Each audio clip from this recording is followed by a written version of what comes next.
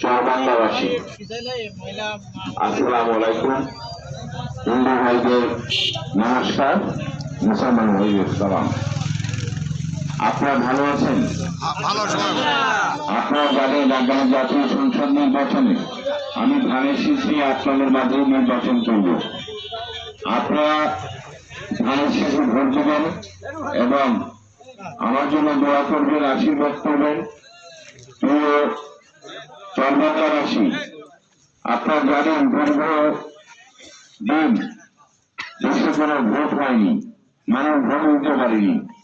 দীর্ঘ 16-17 বছর পর মানুষ একটি ভোট দেওয়ার সুযোগ পেয়েছে। আগামী নির্বাচন হবে,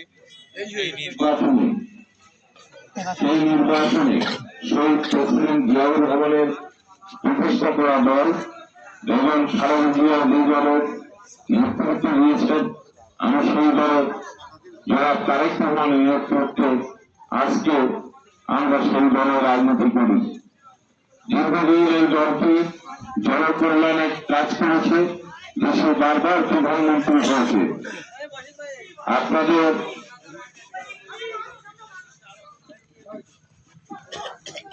এই অঞ্চলে নির্বাচিত হতে পারলে আমার কিছু কাজ রয়েছে, যে কাজগুলো আমি করতে চাই, যে কাজগুলো করা আপনাদের জন্য খুবই জরুরি।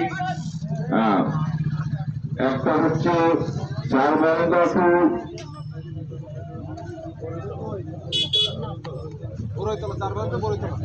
চরবাংলা টু বড়ইতলা রাস্তা, পুকুরে বালি দিয়ে ভরাট করে খেলাধুলার একটি মাঠ নির্মাণ করার জন্য আবেদন জানিয়েছে। আমি কথা দিচ্ছি, আমি হতে পারলে আমি এই কাজটি করে দেব। এবং আপনাদের কয়েকটি রাস্তা রয়েছে, স্থানীয় রাস্তা, যে রাস্তাগুলো পিচ করা দরকার, খুব জরুরি।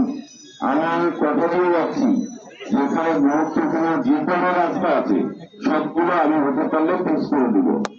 এবং আপনারা একটা কথা মনে রাখবেন, যে একজন প্রার্থী যারা বাংলাদেশের স্বাধীনতা চায়নি, যারা বাংলাদেশ সৃষ্টি হোক চাইনি, যারা পাকিস্তানের দালালি করেছে, আমাদের 30 লক্ষ ভাইদের হত্যা করেছিল যখন পাকবাহিনী, তারা তাদের সহযোগিতা করেছে, ঘন ঘন পাকবাহিনীর রাতে তুলে দিয়েছিল।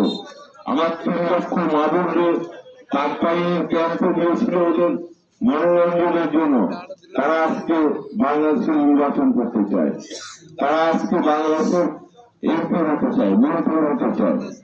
তাদেরকে প্রতিহত করতে হবে, জবাব দিতে হবে ভারতের মাধ্যমে।